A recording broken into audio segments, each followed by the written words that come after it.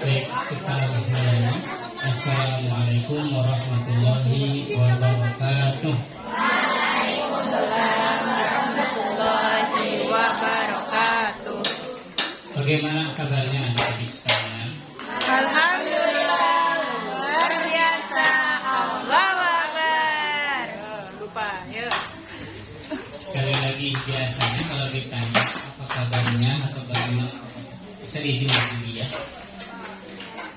Kalau ditanya bagaimana kabarnya, jawabannya harus semangat.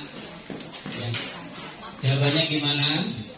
Jawabannya kalau ditanya bagaimana kabarnya, maka jawabannya adalah Alhamdulillah, luar biasa, tetap semangat, Allah Akbar. Allah Akbar ini sambil mengangkat tangan, Allahu Akbar. Siap? Baik, saya tanya lagi, bagaimana kabarnya adik-adik? Alhamdulillah, luar biasa, tetap semangat, Allahu Akbar. Baik, biar kita konsentrasi, maka tolong perhatikan kata-kata Ustaz ya. Perhatian kata-kata Ustaz. Silakan semua baik laki-laki maupun perempuan, tangannya diangkat ke atas. Ke depan.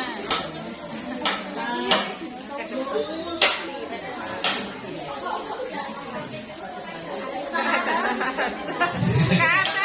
Ayo, siapa yang tangannya diangkat ke atas? Ke atas itu. Kalau ini. Baik, sudah lanjutkan. Baik adik-adik sekalian, alhamdulillah wassalatu wassalamu ala Rasulillah wa ala alihi wa sahbihi wa man wala. Asyhadu an la ilaha illallah wahdahu la syarika lah wa asyhadu anna Muhammadan abduhu wa rasuluhu alladzi la nabiyya wa la rasula ba'dahu. Amma ba'du. Adik-adik sudah sarapan belum? Ada yang belum sarapan? Sudah semua, alhamdulillah.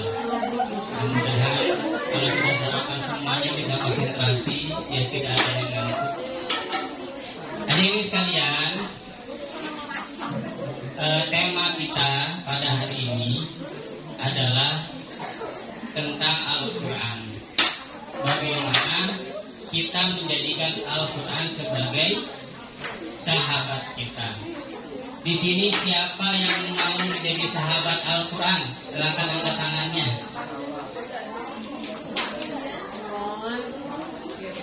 Baik, turunkan. Alhamdulillah ya, kita mau menjadi sahabat Al-Quran. Kita mau menjadi besti Al-Quran. Ada yang tahu besti itu apa? Best friend. Di sini ada yang bestian nggak? Yang laki-laki ada yang bestian nggak? Siapa yang bestian?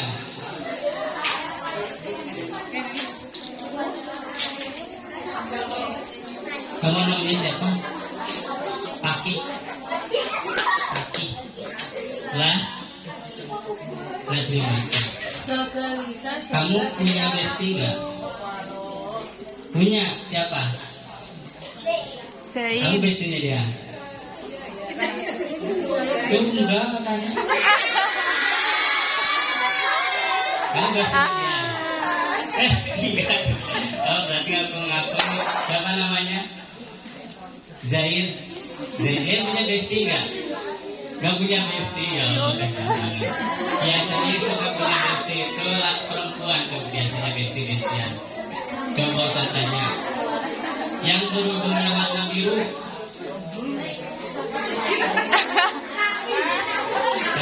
3, 4 banyak banget yang warna biru. Ini yang paling depan aja nih. Yang paling depan aku. Siapa namanya? Yang ini? Enggak siapa?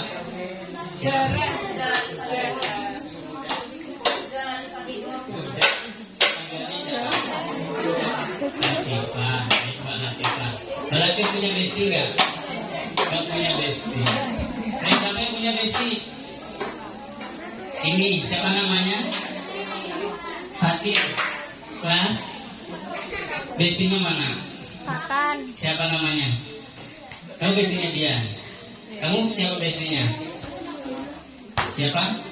Nadine. Kamu siapa namanya? Hanin. Hanin. Hanin. Ya. Mana Nadine? Kamu bestinya Hanin ya? Masya Allah. Tahu nggak besti itu apa?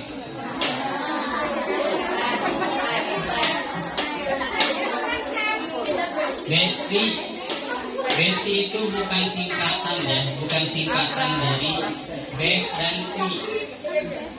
Best dan ti bukan. Jadi bukan besti, besti. Bestnya adalah besok, ti-nya adalah mati. Besok besok mati. Bukan. Besti itu bahasa Inggris, singkatan dari best friend. Friend itu kan ada tulisannya friend, ada i-nya, makanya disebut besti. Tapi bener loh, yang namanya besti itu dia harus apa ya? Harus bareng-bareng. Artinya gini, yang namanya besti, kalau memang kalian aku besti itu harus pengertian, harus saling menjaga, harus saling mengingatkan, harus selalu bersama dalam suka dan duka. Bahkan kalau besti yang betul-betul besti ya, ketika nanti bestinya meninggal salah satu masuk ke alam kubur, itu besti yang sebenarnya dia mau nemenin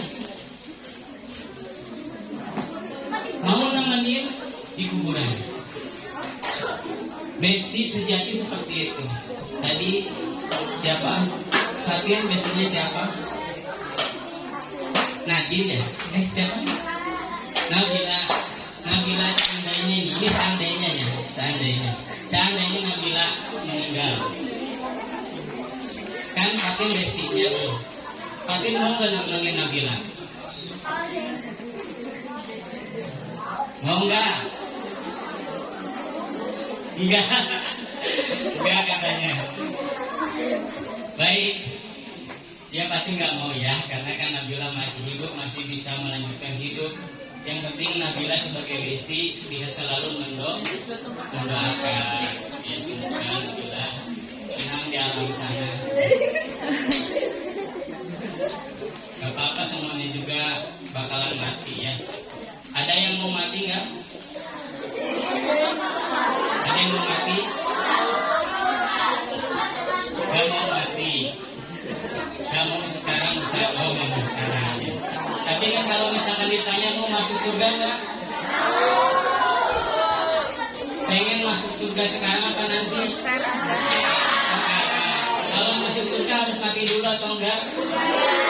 Mati dulu, berarti mau mati sekarang.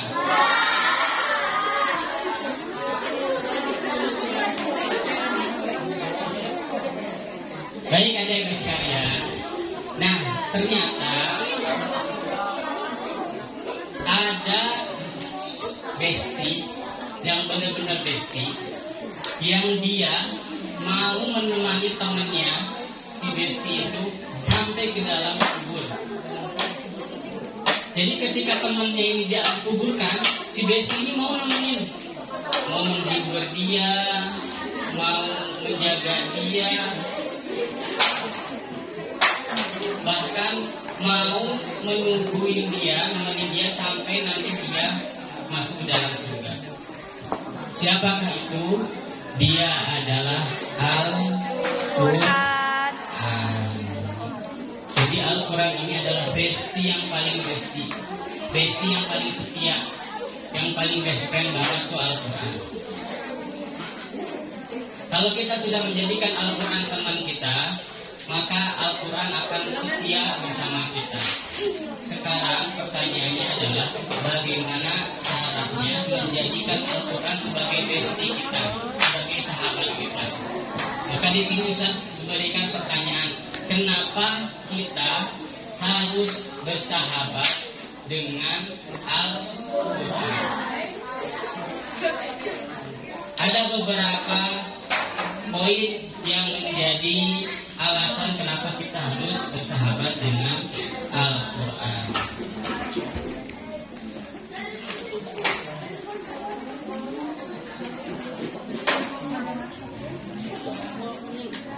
Satu, silakan baca bareng-bareng.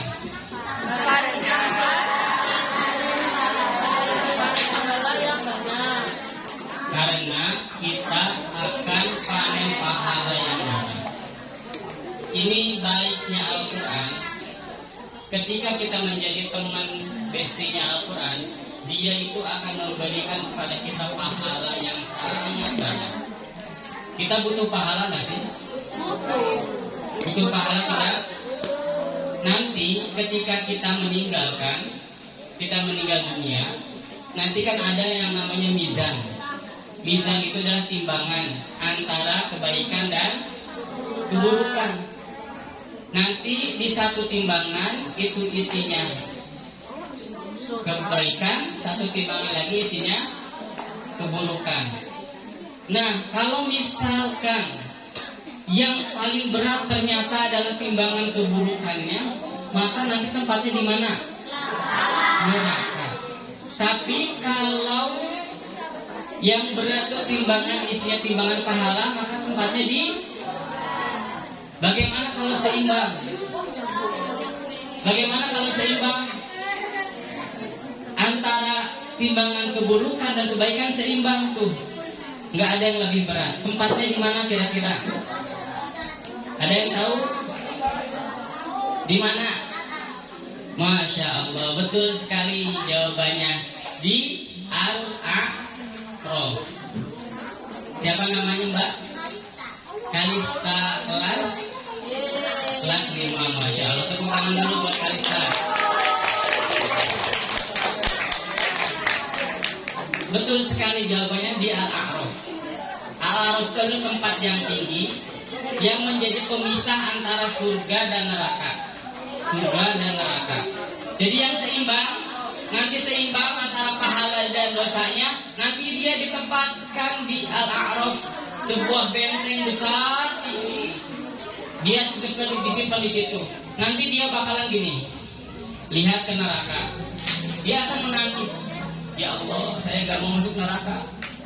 Kalau dilihat di surga, ya Allah, saya pengen banget masuk surga. Tapi kebanyakan yang di Al-A'raf itu nanti ujung-ujungnya adalah masuk surga. Nah, adik-adik sekalian, oleh karena itu, karena kita butuh pahala yang banyak, biar nanti timbangan kita yang paling berat adalah timbangan kebaikannya, maka kita harus mengumpulkan. Dan cara yang paling cepat untuk mendapatkan pahala yang sangat banyak adalah dengan membaca Al-Quran. Tadi sudah disinggung sama Ustazah siapa? Reni, tentang pahala membaca Al-Quran. Apa tadi pahalanya berapa? Pahala membaca Al-Quran berapa? 10. 10 itu untuk satu kata apa? Satu huruf hijaiyah, betul. Satu huruf dikali 10 jadi 10. 10 pahala. Kalau misalkan baca Bismillahirrahmanirrahim, berapa pahalanya? Bismillahirrahmanirrahim. Berapa pahalanya? Coba hitung.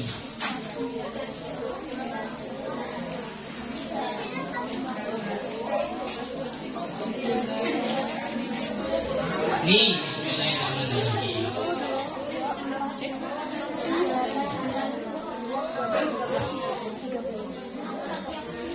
Satu, bis, ba, sin, ini apa?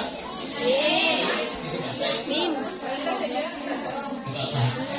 Terus, alif, lam, ri, ha, alif, lam, ro, ha, mim, nun, alif, lam, ro, ha, ya, mim. Semuanya jumlahnya ada 19. 19 dikali 10 sama dengan 190 pahala. 190 pahala itu sekali baca. Kalau kita baca 5 kali jadi berapa pahalanya? Bismillahirrahmanirrahim. Bismillahirrahmanirrahim. Baca bareng-bareng.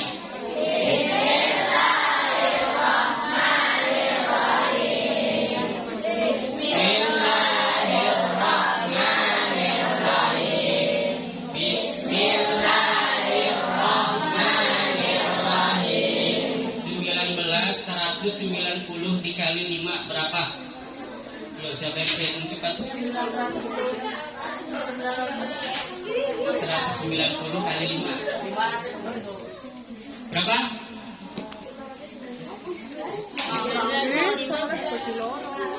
500 9 kali 5 berapa? 45 berarti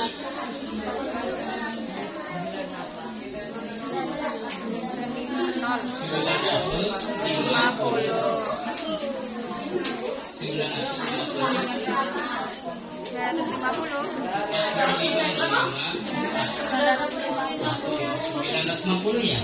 Ya. 5 kali kita baca Bismillahirrahmanirrahim, kita mendapatkan pahala 950 pahala. Kalau kita baca Al-Fatihah, Al-Fatihah itu ada 160 huruf. 160 huruf kali 10 jadi 1600. Kita baca Al-Fatihah aja kita dapat pahala 1600 pahala. Banyak atau sedikit? Cuma baca Al-Fatihah sekali. Bagaimana kalau 2 kali, 3 kali, 4 kali? Banyak sekali pahala yang akan kita dapatkan. Makanya kalau kita baca Al-Fatihah, kita baca Al-Quran, nanti timbangan pahala, timbangan kebaikan kita akan lebih berat. Baik, itu alasan yang pertama, karena kita akan mendapatkan pahala yang banyak dari membaca Al-Quran. Yang kedua,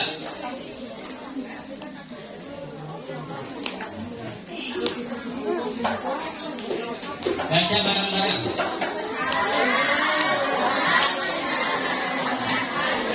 Karena Al-Quran bisa menyenangkan hati. Pernah baca Al-Quran? Pernah. Hatinya tenang atau tidak? Atau pusing? Kalau hati yang jujur ya, ketika dia baca itu betul-betul meresapi, menikmati, maka dia akan mendapatkan ketenangan. Di luar negeri, dibuat sebuah percobaan atau istilahnya apa, eksperimen, bukan eksperimen, Penelitian. Gimana? Penelitian. Bukan penelitian juga.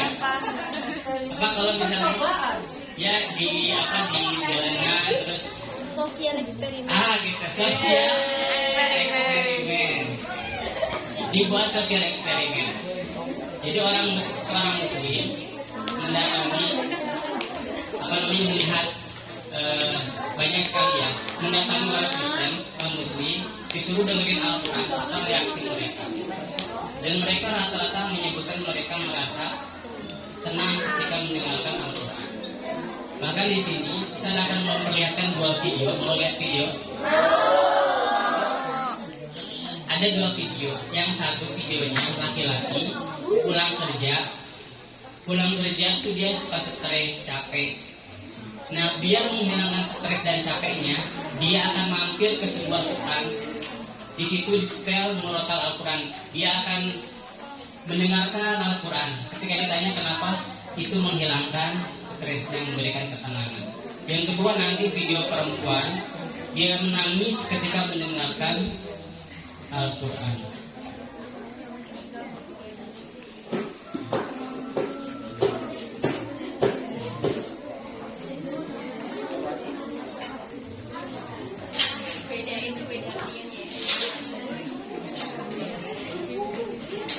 Ini video yang pertama.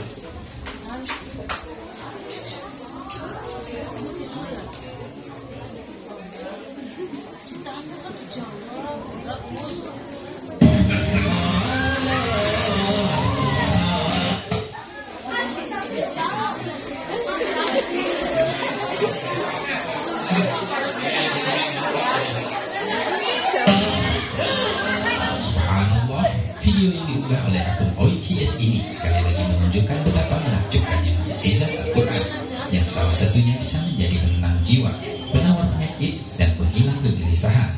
Dan video ini adalah buktinya. Seorang non-muslim di Inggris ini selalu berhenti sebentar setiap melewati stand dakwah untuk mendengar lantunan ayat suci Al-Quran.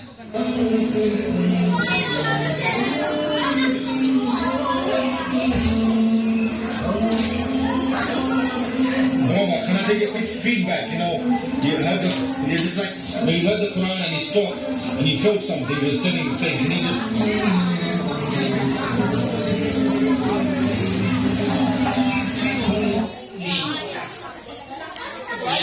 Setiap kali mendengarkannya membuat saya menenangkannya, menenangkan pikiran saya. Relaxing, ya. Dia berkata, setiap pulang kerja, pasti dia akan berhenti sejenak untuk mendengarkan Al-Quran. Karena suara Al-Quran itu membuat tenang jiwanya, juga telah menghilangkan sakit kepalanya pada saat itu. Allahu Akbar. So you were saying the Quran, when you go past, it relaxes you.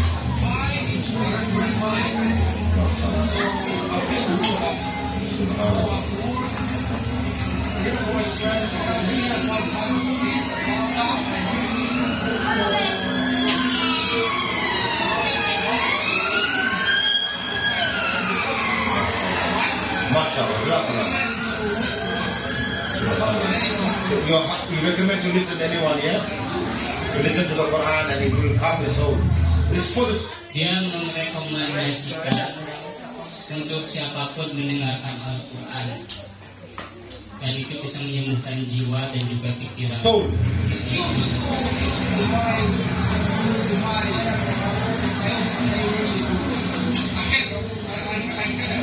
Ini pengakuan dia sendiri. Saya sakit kepala waktu itu, dan ketika mendengarkan Al-Quran sakit kepalanya jadi hilang.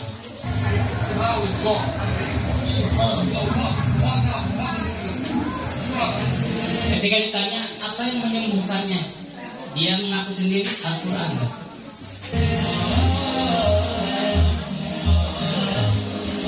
Dan dia adalah non-muslim, bukan orang Islam. Video yang kedua ini. Are you okay, mate? Are you okay? Why are you crying?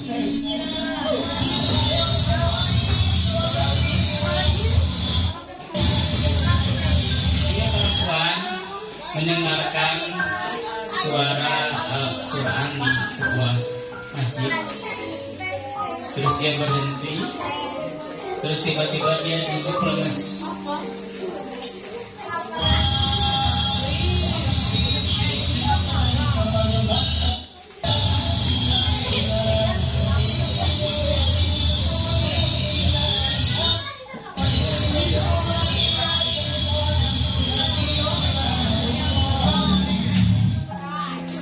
Tiba-tiba dia duduk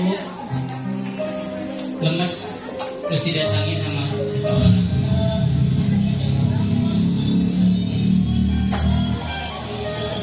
Are you okay, mate? Are you okay? Do you like the Quran? Apakah kamu suka It Al-Quran? makes you. Ya, What dia makes you tahu feel? sedikit.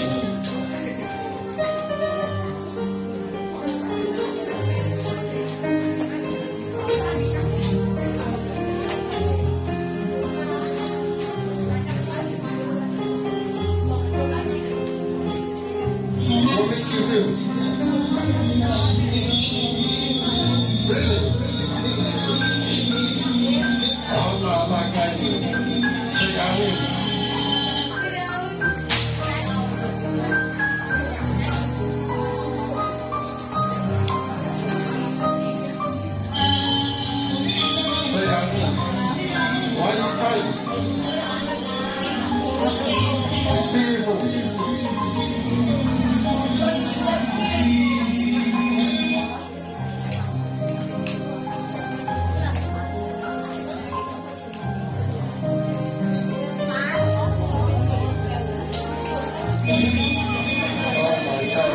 You're literally making me cry too.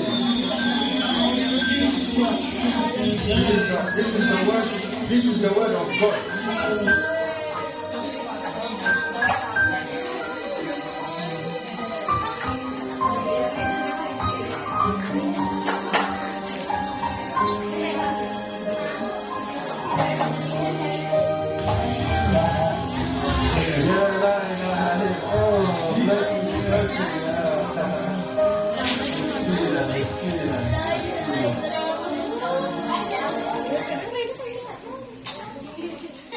Jadi Al-Quran itu bisa menenangkan hati. Kenapa? Karena Al-Quran itu adalah syifa. Syifa, ada yang namanya syifa? Ada. Siapa? Kelas 5. Syifa, tahu nggak syifa artinya apa? Nggak tahu. Syifa itu artinya obat. Syifa itu artinya obat penyembuh. Dan Al-Quran itu bisa menjadi obat bagi hati yang sedih, obat bagi hati yang duka, obat bagi pikiran yang pusing. Itu dengan Al-Quran. Nah, sehingga adik-adik sekalian, nanti kalau kalian lagi sedih, kalau lagi sedih, biasanya ngapain? Dengerin apa? Dengerin lagunya. Lagu apa yang bisa menghilangkan kesedihan? Bapak-bapak? Aduh, kalau malah nggak sedih. Nanti kalau kalian lagi sedih, kalian lagi galau, kalian lagi berduka banget gitu ya, karena misalkan dijahatin temen gitu ya, atau kalian kena musibah, maka dengarkanlah apa? Al-Quran. Dengarkan Al-Quran dengan baik. Kalian punya HP kan? Silakan punya HP sekarang. Dengerin Al-Quran. Dengerin Al-Quran. Pilih surat yang terbaik. Surat Ar-Rahman, surat Al-Mulk, surat apa lagi? Surat ayat kursi, surat Al-Baqarah, ayat kursi. Itu semua akan memberikan ketenangan kepada hati, ya, akan menenangkan hati. Jangan sampai nanti ketika sedih atau lagi galau dengerinnya malah dengerin musik. Jika kalian merasa tenang, maka ketahuilah itu adalah ketenangan yang semu, ya, ketenangan yang semu, ya apa namanya, bohongan. Ketenangan asli bisa kita dapatkan dari Al-Quran. Allah Subhanahu wa taala berfirman, "A'udzubillahi minasyaitonir rajim. Wa nunazzilu minal Qur'ani ma huwa syifaa." Dan kami telah menurunkan Al-Quran yang mana Al-Quran itu menjadi syifa. Syifa, siap apa? Siap membaca Al-Quran. Nanti kalau Syifa lagi sedih, dengerinnya Syifa juga ya, yaitu Syifa Al-Quran. Jangan dengerin musik-musik atau lagu-lagu. Lebih baik mendengarkan Al-Quran. Baik. Yang berikutnya, alasan kenapa kita harus bersahabat dengan Al-Quran. Apa ini? Baca bareng-bareng. Karena Al-Quran akan membelamu dan menemanimu di alam kubur. Ini yang tadi Ustaz bilang, Besti yang mau sampai ke kuburan itu dia nemenin. Itu Al-Quran. Ini jabatan, keluarga, teman, harta. Ketika kita masuk ke dalam kubur, semuanya nemenin ke kuburan. Tapi ketika kita sudah dimasukkan, mereka bakalan pergi. Mereka bakalan pergi. Gak mungkin dia misalkan ya, yang paling dekat dengan kalian siapa? Orang tua. Ketika kamu meninggal, apakah orang tua mau di kuburan gini aja nemenin kamu? Mau nggak? Gak mau. Atau misalkan, ya Allah, itu anak saya pengen dikuburin lah bareng sama anak saya, mau nggak? Gak mungkin. Sedekat-dekatnya kita dengan orang tua, kalau kita meninggal, orang tua kita nggak mau nemenin kita di kuburan karena takut juga. Takut apa? Takut apa? Pocong. Emang ada pocong? Kuti. Pernah lihat pocong? Di mana? Boleh. Pocong itu cuma halusinasi saja. Kalaupun ada pocong, gak usah takut karena dia tangannya diikat, kakinya juga sama. Dia nggak bisa gini ke kamu, nggak bisa. Karena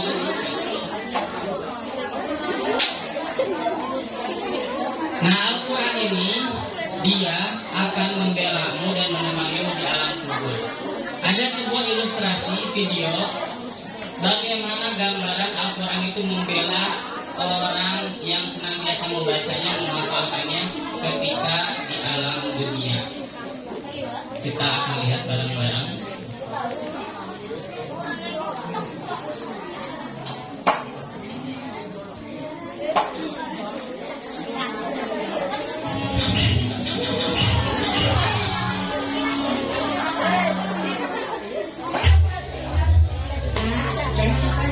Surat Al-Mulk. Ya Bu, makasih sudah diingatkan. Siapa pernah lihat video ini? Bismillahirrahmanirrahim. Tabarakalladzi biyadihil mulku wa huwa ala kulli syai'in qadir. Alladzi khalaqal mauta wal hayata liyabluwakum ayyukum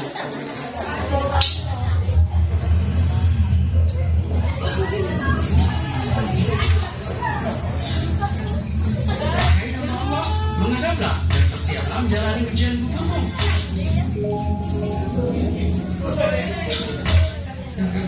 Kamu siapa?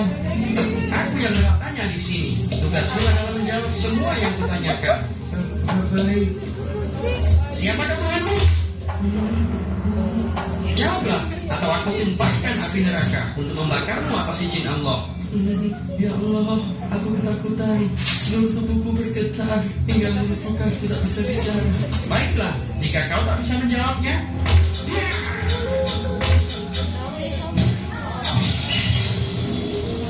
jangan sedikit pun menyentuhnya.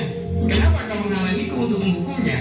Aku adalah salah satu surah dalam kitabullah yang sampai dia meninggal masih menempel di lidahnya, di rongganya, dan di dadanya.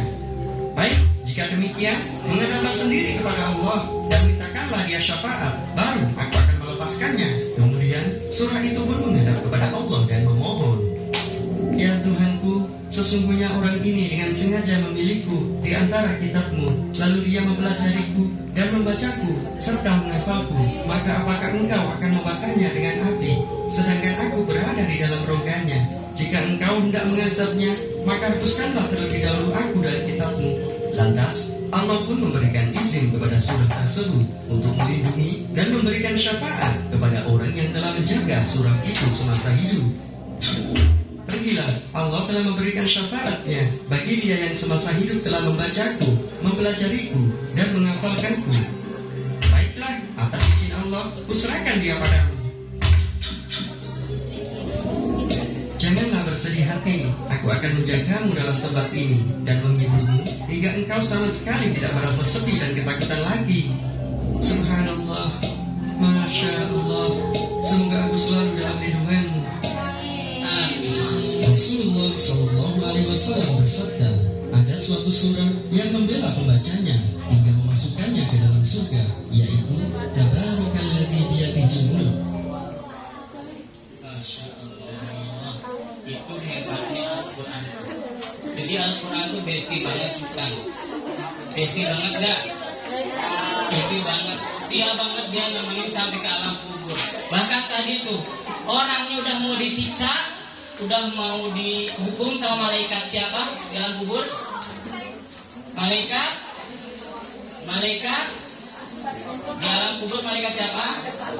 Mungkar dan Nakir. Ketika mau disiksa, langsung datanglah Al-Quran, melindungi dia, menjaga dia, dan menghibur dia sampai nanti dia masuk ke dalam surga. Mau jadi temannya Al-Quran, mau tidak?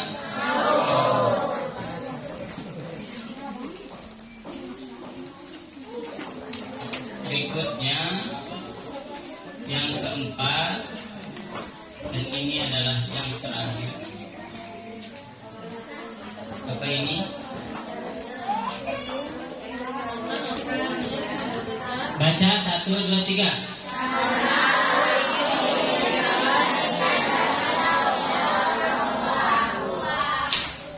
Ada yang pernah ngasih hadiah sama orang tua? Apa hadiahnya? Syifa apa hadiahnya? Pernah ngasih apa? Pernah ngasih apa? Doa. Masya Allah. Doanya gimana doa orang tua? Rabbi firli walidayya warhamhuma kama rabbayani shaghira. Jangan disangka doa itu adalah salah satu hadiah terbaik loh untuk orang tua. Karena orang tua itu, misalkan kita mau ngasih hadiah, ngasih uang ke orang tua, kita dapat uang juga dari orang tua yang ngasih uang kepada kita. Kita mungkin belum bisa ngasih mobil, belum bisa ngasih apa-apa ke orang tua. Maka salah satu hadiah terbaik itu adalah dengan membaca doa untuk orang tua. Semuanya harus kita hafal. Ada yang belum hafal doa untuk kedua orang tua? Coba Ustaz tanya yang ini. Siapa namanya? Coba bacakan doa kedua orang tua.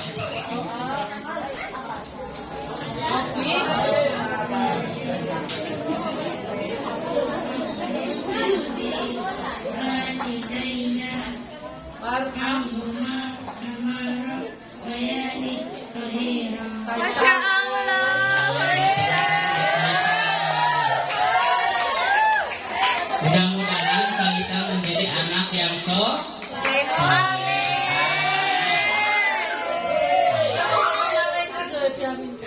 Nah, teman-teman sekalian, jadi kalau kita mau ngasih hadiah yang terbaik itu bukan hanya di dunia, tapi hadiah nanti di akhirat. Kalau misalnya kita ngasih uang ke orang tua, nah ini aku mau ngasih hadiah ke mama.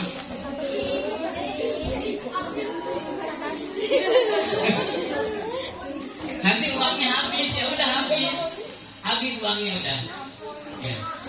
Tapi kalau kita ngasih hadiah untuk orang tua nanti di akhirat, orang tua kita itu menunggu hadiah dari anak-anaknya. Kira-kira kita biar bisa ngasih apa untuk orang tua kita, maka kita bisa ngasih hadiah, yaitu Al-Quran.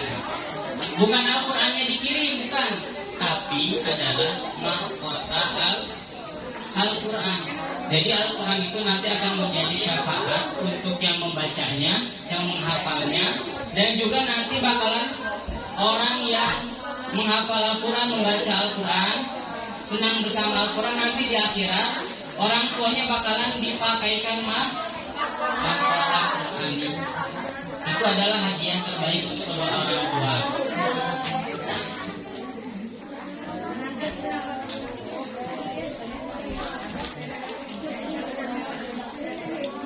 Ini sebagai gambaran.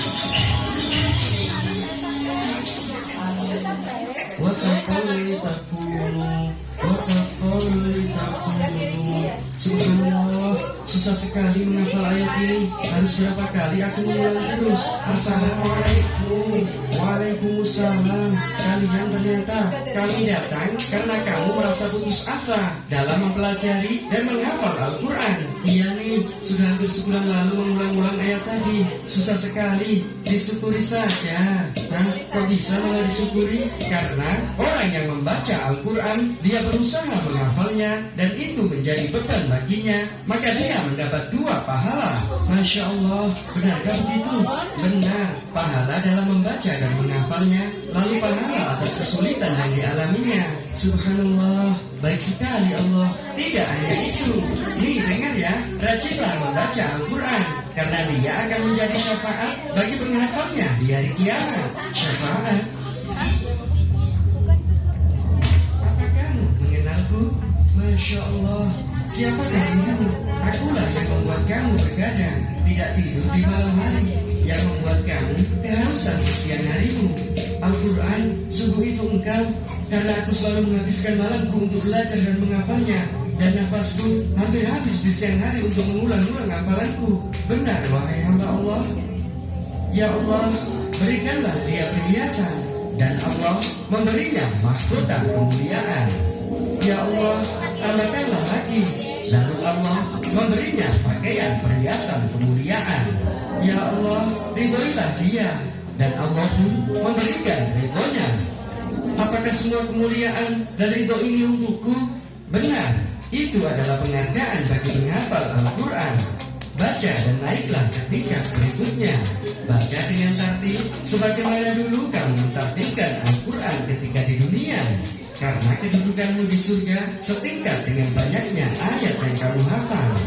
وَكَذَلِكَ جَعَلْنَاكُمْ أُمَّةً وَسَطًا لِتَكُونُوا. Masuklah, surga itu telah menantimu sepanjang waktu. Tapi di manakah orang tuaku? Mengapa aku tidak melihatnya? Lihatlah ke sana, orang tuamu tengah dimuliakan oleh Allah. Dan kedua orang tuanya diberi pakaian indah yang tidak bisa dinilai dengan dunia seisinya.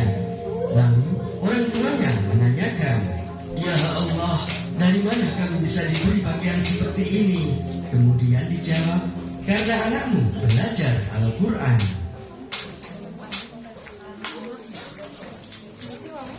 Luar biasa sekali. Al-Quran bisa menjadikan orang yang membacanya mendapatkan syafaat, mendapatkan mahkota kemuliaan, mendapatkan kemuliaan yang luar biasa. Bahkan orang tuanya pun akan mendapatkan kemuliaan yang sama. Siapa yang di sini ingin membahagiakan kedua orang tuanya? Coba angkat tangannya. Baik. Kalau kalian serius ingin membahagiakan orang tuanya, maka mulailah belajar Al-Quran, membaca Al-Quran, dan menghafalkan Al-Quran. Dengarkan baik-baik.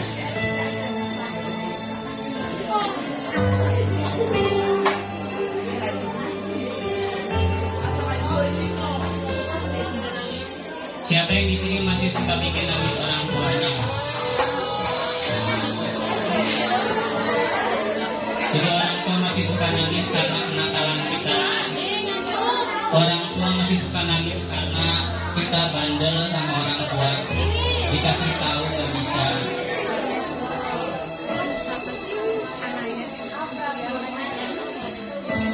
Orang tua kita sudah membesarkan kita, mengasuh kita.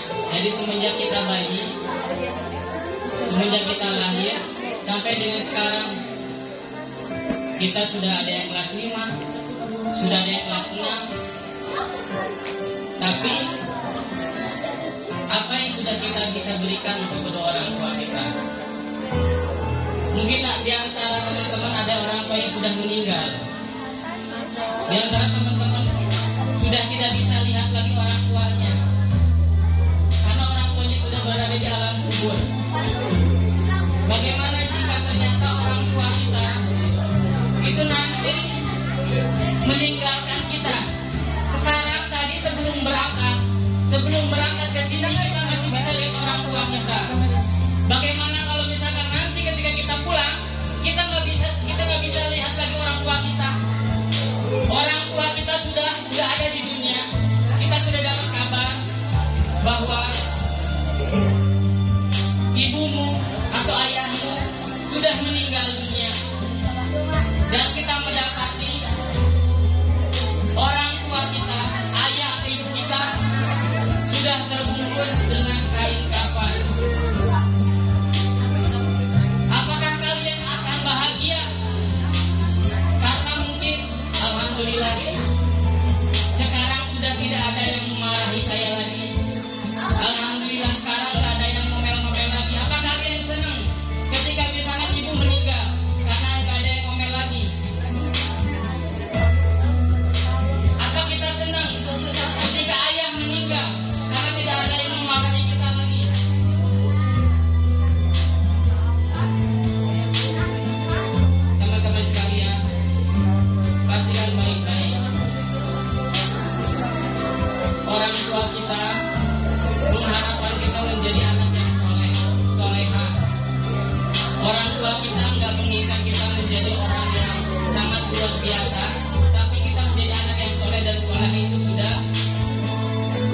sudah sangat diharapkan oleh orang tua.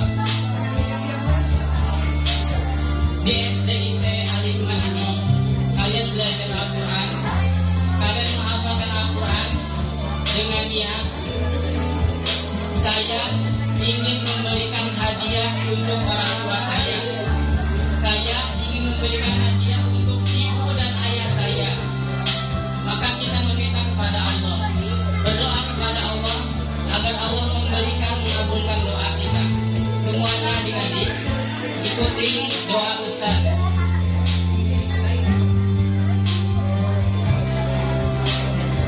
Silahkan semuanya menundukkan kepala.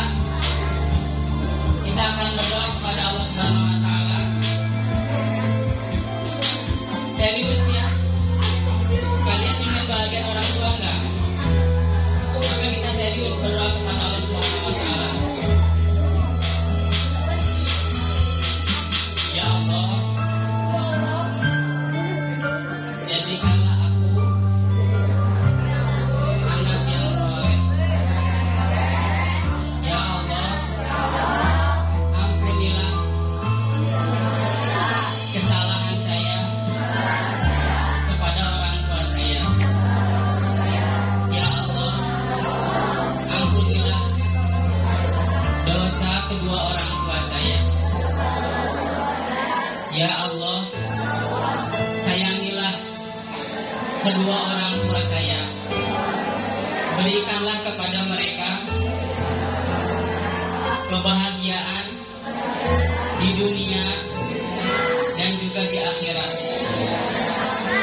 Ya Allah, maafkan saya karena saya masih suka nakal, masih suka bandel, masih suka melawan orang tua. Ya Allah, aku bercita-cita, aku ingin memberikan hadiah untuk orang tua saya. Aku ingin memberikan mahkota untuk orang tua saya. Ya Allah, jadikanlah aku penghafal Al-Quran agar aku bisa memakaikan mahkota Quran untuk orang tuaku di surga. Amin. Baik teman-teman sekalian, alhamdulillah acara kita sudah selesai. Mudah-mudahan ada manfaatnya. Jangan lupa untuk semangat terus belajar Al-Quran, semangat terus belajar Al-Quran, semangat terus membaca Al-Quran.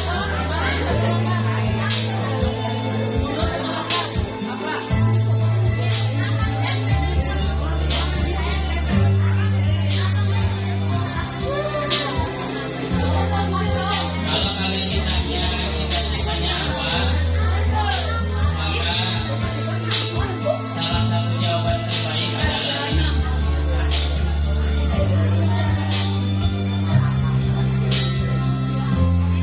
Nah, cita-citamu apa? Aku ingin menjadi penghafal Al-Quran, biar bisa memakaikan mahkota kemuliaan untuk ibu di surga kelak.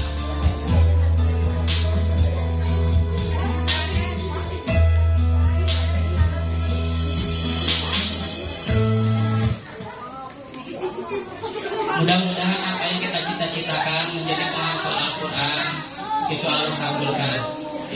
Kita semua di sini bisa menghafalkan Al-Quran. Kita semua di sini mudah-mudahan bisa menjadi hafiz dan hafizah yang hafal Al-Quran dan bisa mendapatkan syafaat dari Al-Quran, dan terakhir bisa memberikan hadiah untuk orang tua nanti di surga berupa mahkota Quran. Terakhir sebelum tutup, Ustaz ingin bercerita. Dulu waktu Ustaz menghafalkan Al-Quran di Garut, ada yang tahu Garut? Di sebuah pondok pesantren, di situ Ustaz menghafalkan Al-Quran.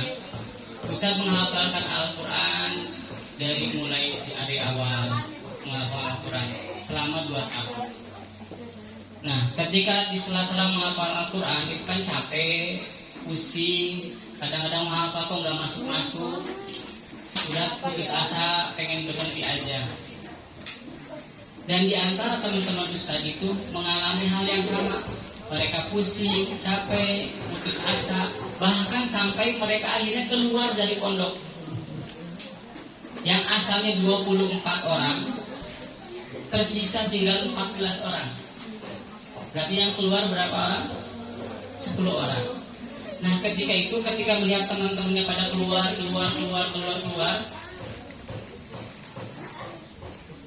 Ustadz melihat ada beberapa teman juga yang pengen keluar lagi, pengen keluar dari pondok. Yang tadi 10 udah keluar, ini sisanya mau keluar lagi karena nggak kuat menghafalkan Al-Quran. Kebetulan ketika itu Ustadz sedang jadwal khutbah, sedang jadwal tausiah misi. Lalu Ustadz menyampaikan kepada teman-teman semuanya bahwa tujuan saya datang ke sini, tujuan saya mondok di sini bukan karena ustadz-ustadznya yang hebat, bukan karena teman-temannya banyak, tapi tujuan saya menghafalkan Al-Quran di sini, di tempat ini, karena saya ingin memberikan hadiah untuk orang tua saya, karena saya ingin memberikan mahkota Qurani untuk orang tua saya.